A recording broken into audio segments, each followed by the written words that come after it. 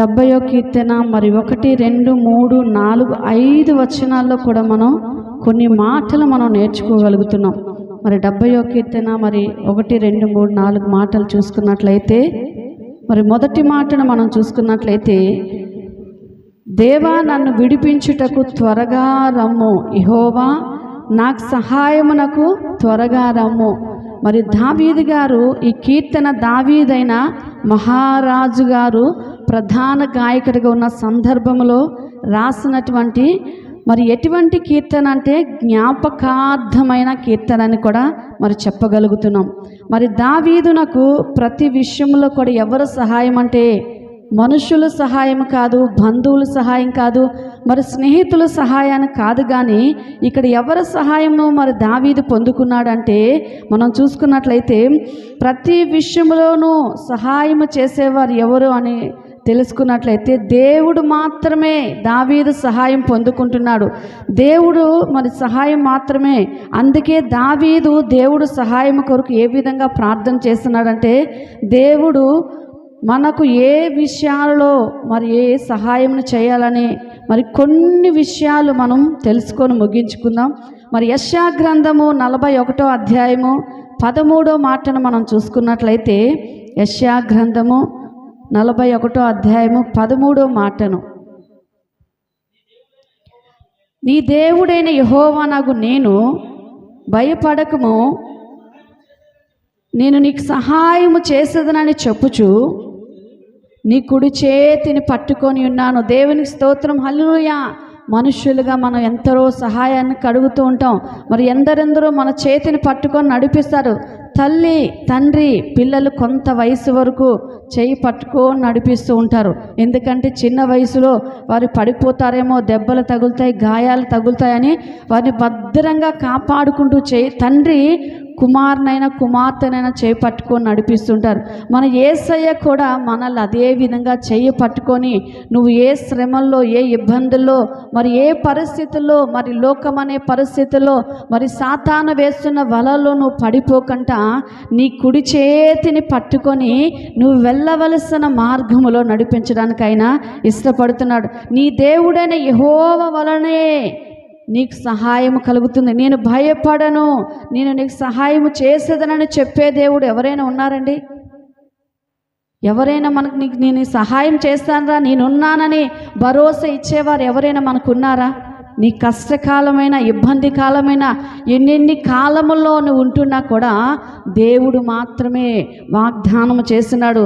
నేను యెహోవానగు నీవు భయపడవద్దు, నేను నీకు సహాయము చేసేదనని చెప్పుతూ నీ కుడి చేతిని పట్టుకొని నడిపించే దేవుడు నీ భర్త అయినా జీవితాంతం ఉండకపోవచ్చు, నీ భార్య అయినా నీ జీవితాంతం నీవు ఉండవలసిన నీ ఆయుష్ ఉన్నంత వరకు ఉండకపోవచ్చు, నువ్వు 9 మాసములు కని పెంచి నీ పిల్లలైనా కొన్ని సందర్భాల్లో నిన్ను విడిచి వెళ్తారు. కానీ నీవు నమ్మిన దేవుడు మాత్రం అంటున్నాడు, నువ్వు భయపడవద్దు, నేను నీకు సహాయము చేసేదనని చెప్పుతూ నీ కుడి చేతిని పట్టుకొని నడిపించే దేవుని మనము కలిగి ఉన్నాం. దేవునికి స్తోత్రం, హల్లెలూయా.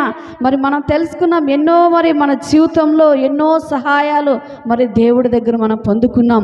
ఈరోజు నీవు నేను ఒక సజీవుడిగా ఉన్నామంటే, దేవుని మందిరములో ఆరాధించేవారుగా, దేవుని మహిమపరిచే బిడ్డగా నువ్వు కుటుంబముగా కలిసి ఉన్నావు అంటే దేవుడు నీ చెయ్యి పట్టుకొని నడిపిస్తున్నాడు కనుకనే, దేవుడు నీకు సహాయము చేస్తున్నాడు కనుకనే ఈరోజు నువ్వు క్షేమముగా ఉండగలుగుతున్నావు. మరి కీర్తన గ్రంథము 121వ కీర్తన మరి 2వ మాటను మనం చూసుకున్నట్లయితే, 121వ కీర్తన 2వ మాటను మనం చూసుకున్నట్లయితే, యెహోవా వలనే నాకు సహాయము కలుగును, ఆయన భూమి ఆకాశములను సృజించిన వాడు. దేవునికి స్తోత్రం, హల్లెలూయా. ఎవరి వలన ఇవి సహాయం పొందుకుంటున్నావు? ఒకసారి ఎన్నో సందర్భాల్లో ఒక్కసారైనా మనం గమనించుకుంటున్నామా? ఒక్కసారైనా ఆలోచన చేస్తున్నామా? నీ కష్టకాలం వచ్చినప్పుడు ఎవరి వల్ల సహాయం కలుగుతుంది? నీ ఇబ్బంది కాలంలో ఎవరి వల్ల నువ్వు సహాయం పొందుకున్నావు? అనారోగ్య పరిస్థితుల్లో ఎవరి వల్ల నీకు ఆరోగ్యం వస్తుంది? నువ్వు నెమ్మది లేక ఎన్నో సమస్యలతో సతమతమవుతున్న సందర్భాల్లో ఎవరి ద్వారా నీకు సంతోషము సమాధానం కలుగుతుంది అంటే ఇక్కడ దేవుడు మాట్లాడుతున్నాడు, యెహోవా వలన మాత్రమే నీకు సహాయం కలుగుతుంది, యెహోవా వలనే నాకు సహాయం కలుగును. ఆయన ఎటువంటి వారంటే భూమి ఆకాశమును సృజించిన యెహోవా, ఆయన నోటి మాట చేత సృజించిన వాడు, ఆయన చేతి పనిలో నీవు తయారు చేయబడిన వాడు, ఆయన ప్రాణముతో నిన్ను పెట్టి కొనినవాడు గనక దేవుడు మాట్లాడుతున్నాడు. భూమి ఆకాశములను సృజించిన వాడు యెహోవా వలన మాత్రమే నా జీవితంలో సహాయం కలుగుతుంది. ఆయన సహాయం పొందుకునే జీవితంలో మనం ఉంటున్నామా? ఆయన ఆశీర్వాదములు పొందుకొని ఆయన ఆశీర్వాదములో నడిచే మార్గంలో నీవు ఉంటున్నావు. దేవుడు మాట్లాడుతున్నాడు, దేవా నన్ను విడిపించుటకు త్వరగా రమ్మయ్యా, యెహోవా నాకు సహాయమునకు త్వరగా రవ్వయ్యా అని దావీదు మాట్లాడుతున్నట్టుగా నీవు ఏ రోజైనా మాట్లాడగలుగుతున్నావు దేవునితో?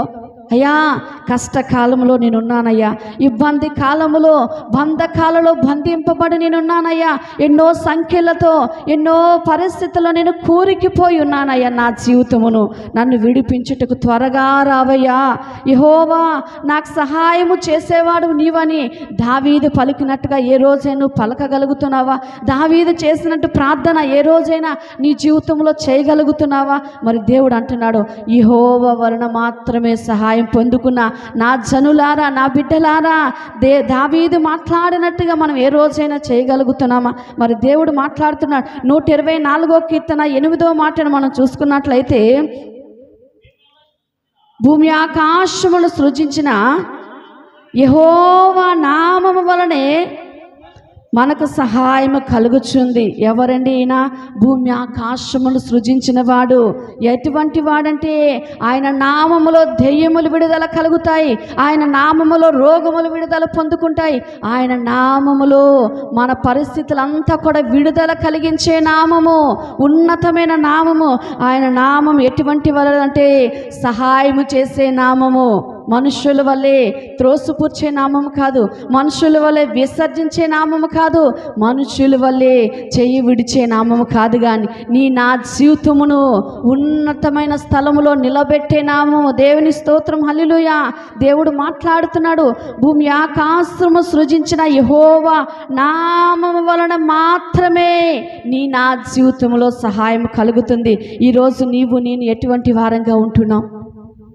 చాలా సంవత్సరాలు, కొన్ని ఏండ్ల తరబడి మనం ఉంటున్నాం మన ఆత్మీయ జీవితంలో, కానీ దేవుడు సహాయాన్ని పొందుకుంటున్నాం, దేవుడు ఆశీర్వాదాలు పొందుకుంటున్నాం. అద్భుతాలకే దేవుడు, ఆశ్చర్యాలకే దేవుడు కాదు, కానీ నీవు ఉన్నా లేకపోయినా దేవుని ఆరాధించేదానుగా, నీకు సంతోషం కలిగినప్పుడు దేవుని ఆరాధిస్తూ, నీకు మేలు కలిగినప్పుడు దేవుని కొరకు నువ్వు మేలుకరంగా ఉంటున్నావేమో.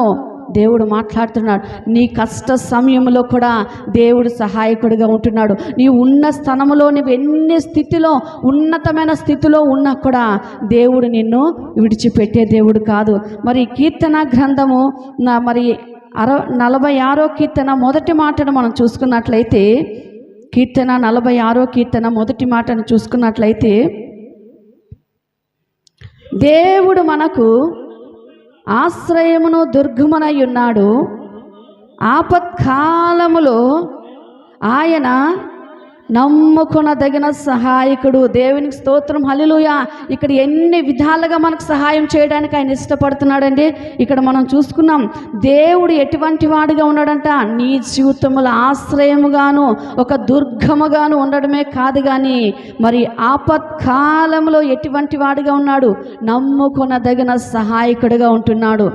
ఏ రోజైనా మరి మాటలు, ఏ రోజైనా దేవుడి వాక్యాన్ని వింటున్నామో ఆ వాక్యాన్ని నెమరు వేసుకుంటున్నాం. నిజమే ప్రభువా, నా జీవితంలో ఆశ్రయం లేక ఒక దుర్గముగా, ఒక కేడుముగా నీవే నాకున్నావు ప్రభువా.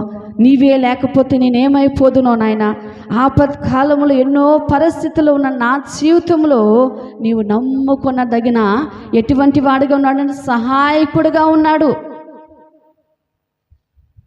సహాయము చేసే దేవుడు నీ జీవితంలో కలిగి ఉన్నాం. సహాయమును పొందుకునే వారంగా మనం ఉంటున్నామా? సహాయము పొందుకొని దేవునికి ఇష్టమైన బిడ్డలుగా మరి ఉండగలుగుతున్నాం అనేది కూడా దేవుడు మాట్లాడుతున్నాడు. మరి కీర్తన గ్రంథము 10వ కీర్తన 14వ మాటను మనం చూసుకున్నట్లయితే, 10వ కీర్తన 14వ మాటను చూసుకున్నట్లయితే, నీవు దీనిని చూచి ఉన్నావు కదా, వారికి ప్రతీకారము చేయుటకై నీవు చేటును పగను కనిపెట్టి చూచుచున్నావు.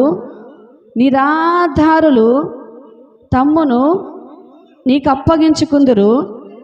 తండ్రి లేని వారికి నీవే సహాయకుడు అన్నావు. దేవునికి స్తోత్రం, హల్లెలూయా. ఇక్కడ దేవుడు మాట్లాడుతున్నాడు. నిరాధారులుగా తమ్మును నీకు అప్పగించుకున్నాను. తండ్రి లేని వారికి ఎవరండి? దేవుడే సహాయకుడు. మన పిల్లల్ని మరి ఎంతో భద్రంగా కాపాడుతుంటాం. ఏ పక్క వారు పడిపోతారేమో, ఏ పక్క ఏ గాయాలు తగులుతాయో, నిద్రపోతున్నప్పుడు లేకపోతే వారు లేచినప్పుడు, స్కూల్కి వెళుతున్నాడు, ఏది కూడా సెక్యూరిటీకి ఎంత భద్రంగా కాపాడుకుంటూ ఉంటాం. కానీ నా కాపుదల వ్యర్థమే. తల్లిదండ్రులుగా కాపాడడం మంచిదే, కానీ నువ్వెంత కాపాడినా, రాత్రి పగలు నీ నిద్ర మానుకొని కాపాడినా కూడా దేవుని కాపుదల కంటే, దేవుని సహాయం కంటే మన కాపుదల వ్యర్థమే. దేవుడు మాట్లాడుతున్నాడు, నిరాధారులుగా తమ్మును నీకు అప్పగించుకొని ఉన్నాను. మరి తండ్రి లేని వారికి ఎవరు సహాయకుడు అండి? దేవుడే సహాయకుడు. నీ పిల్లలను నువ్వు ఎలా భద్రంగా కాపాడుకొని ఉన్నావో, తండ్రి తల్లి లేని పిల్లలు కూడా ప్రతిరోజు కూడా నీవే ఒక తల్లిగా భావించుకొని, నీ ఒక తండ్రిగా, నీ పిల్లలుగా భావించుకొని వారిని కూడా సహాయము చేయాలి. మనం 3 పూటలు తింటాం. 3 పూటలు మన పిల్లలకి నోటి నిండా మరి వారు తినేంత వరకు, వారు కక్కినంతగా కూడా పెడుతుంటారు కొంతమంది తల్లిలు. అన్ని పోషక పదార్థాలు పెట్టి భద్రంగా నీ పిల్లలు కాపాడుకుంటున్నావే. నీవు నీ భర్త కలిసి క్షేమముగా ఉంటున్నావంటే దేవుడిచ్చిన ఆశీర్వాదం. మరి తండ్రి లేని పిల్లల్ని, భర్త లేని భార్యలు కూడా కాపాడే బాధ్యత, కొంత సహాయం మనం చేయాలండి. దేవుడు సహాయం చేస్తాడు వారికి. కానీ నీకు ఇచ్చిన దానిలో నువ్వు 3 పూటలు తినే ఒక 3 ముద్దలు వారికి పెట్టే బాధ్యత. నీకు కలిగిన దానిలో ఒక 1000 రూపాయలు కలిగిన ఒక 100 రూపాయలు వారికి సహాయం చేసే బాధ్యత ఉంది. నిరాధారులుగా ఉన్న వారి జీవితంలో దేవుడే, తండ్రి లేని వారికి సహాయం చేసేవాడు దేవుడే. అటువంటి వారిని కాపాడే భద్రత, అటువంటికి సహాయం చేసే కాపుదల అవసరత నా జీవితంలో కూడా దేవుడు అప్పగించి ఉన్నాడు. మరి ఆయన సహాయం చేయాలి అంటే మరి ఎటువంటి వారంగా మనం ఉన్నాము? ఆయన సహాయం చేయాలంటే మనం ఏం చేయాలని తెలుసుకున్నట్లయితే, మరి కీర్తన గ్రంథం 33వ కీర్తన 21వ మాటను మనం చూసుకున్నట్లయితే, 33వ కీర్తన 21వ మాట, మన ప్రాణము యెహోవా కొరకు కనిపెట్టుకొనుచున్నది, ఆయనే మనకు సహాయమును కేడుమనై ఉన్నాడు. దేవునికి స్తోత్రం, హల్లెలూయా. మన ప్రాణం ఎవరి కొరకు కనిపెట్టుకోవాలండి? దేవుని కొరకు, యెహోవా కొరకు కనిపెట్టుకొనుచున్నది. ఆయనే మనకు సహాయము చేసేవాడు.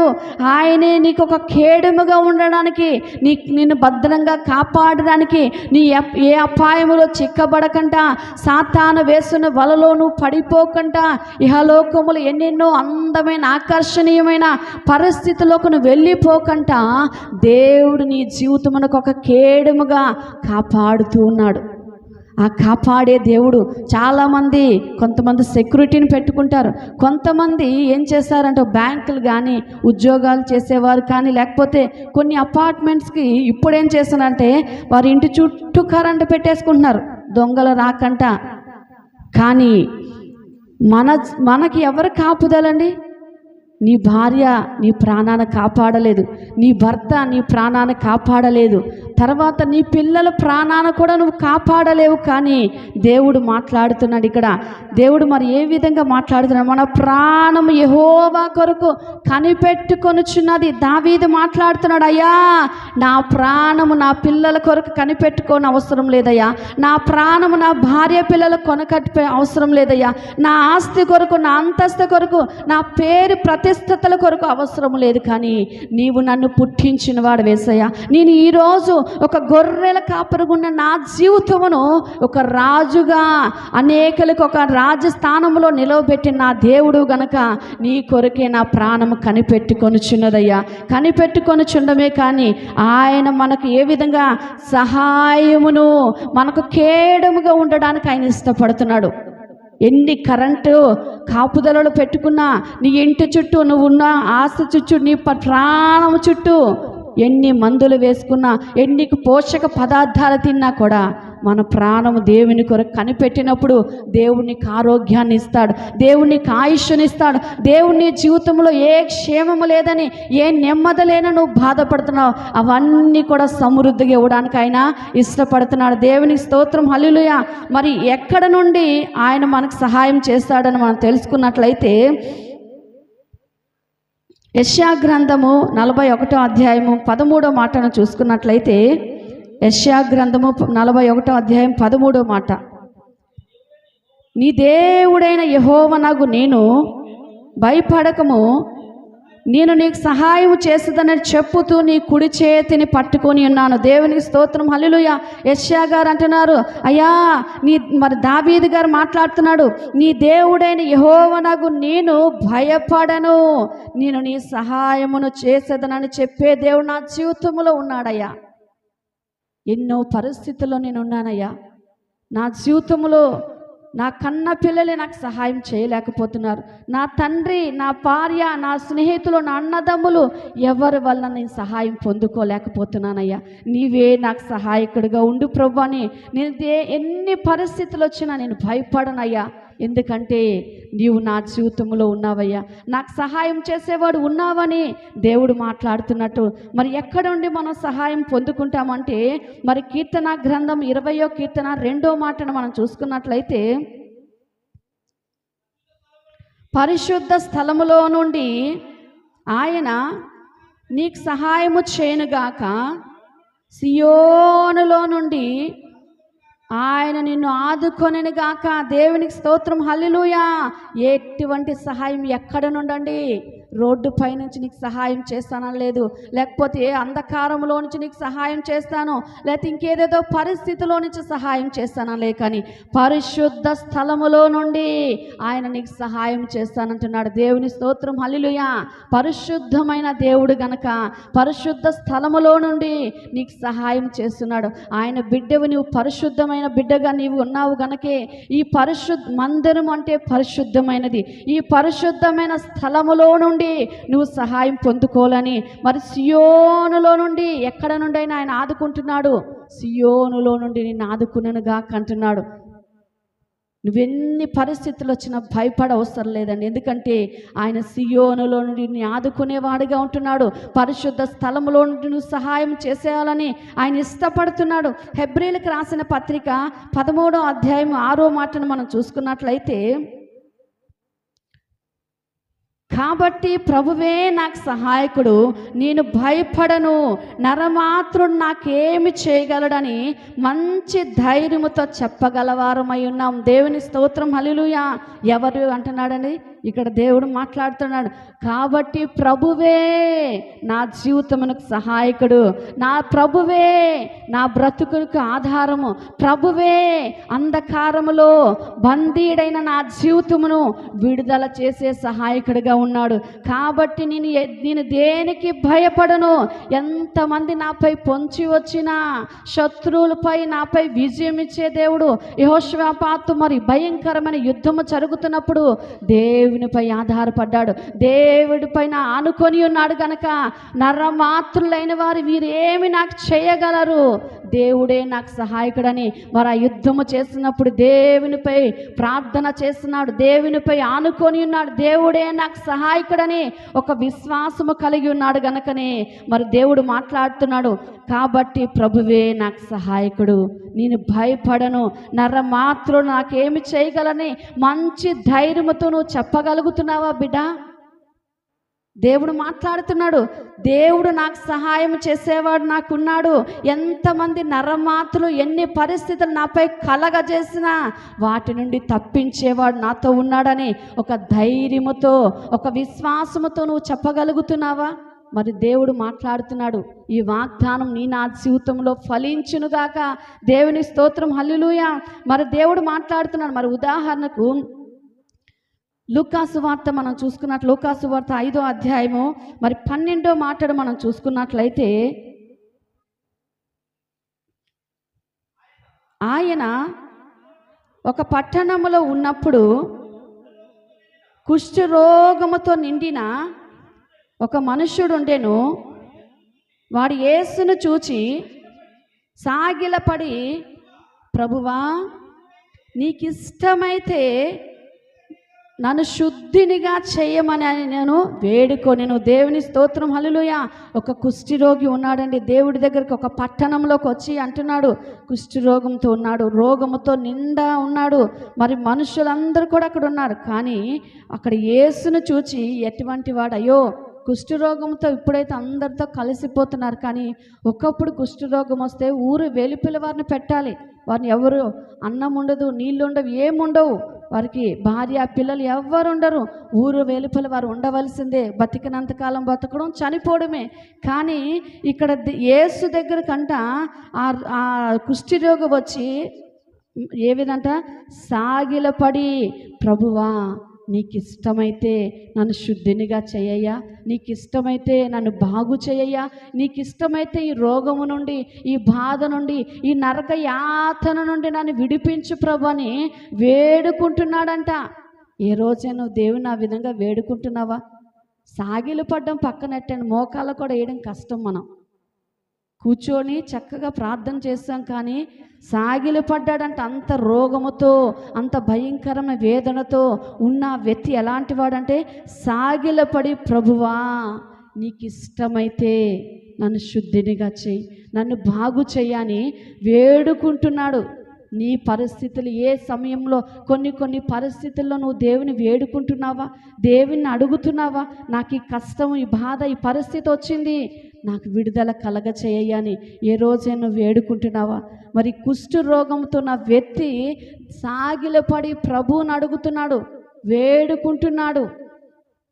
ఇక్కడ ఎన్ని సహాయాలు మనం పొందుకున్నామంటే, కుష్ఠరోగంతో నా వ్యక్తి దేవుడి సహాయాన్ని పొందుకున్నాడు. మరి ఇక్కడ భయపడకంట మరి ఎన్నో సహాయాలు మనం పొందుకున్నాం. ఇన్ని సహాయాలు పొందుకున్న మన జీవితంలో దేవునికి ఇష్టమైన బిడ్డలుగా ఉంటున్నామా? దేవునికి ఉపయోగకరంగా ఉంటున్నా? ఆరాధనకు వెళుతున్నా నీ నా జీవితం ఒక్కటే, ప్రభువా, నన్ను శుద్ధినిగా చేయనైనా, నీకు దూరం చేసే పరిస్థితుల్లో ఏవైతే ఉన్నాయో వాటి నుండి విడిపించి నన్ను శుద్ధినిగా మలుచు ప్రభు అని. దేవా, నన్ను విడిపించుటకు త్వరగా రమ్ము, యెహోవా, నాకు సహాయము చేయుటకు త్వరగా రమ్మని దావీదు పలికినట్టుగా నువ్వు పలికేవాడిగా ఉండాలని. మరి కీర్తన 70వ కీర్తన ద్వారా నీ నాతో మాట్లాడిన ప్రతి మాటను బట్టి దేవునికి వందనాలు చెల్లిస్తూ, అట్టి కృప ఆశీర్వాదం దేవుడు మనందరికీ కూడా అనుగ్రహించునుగా. ఆమేన్.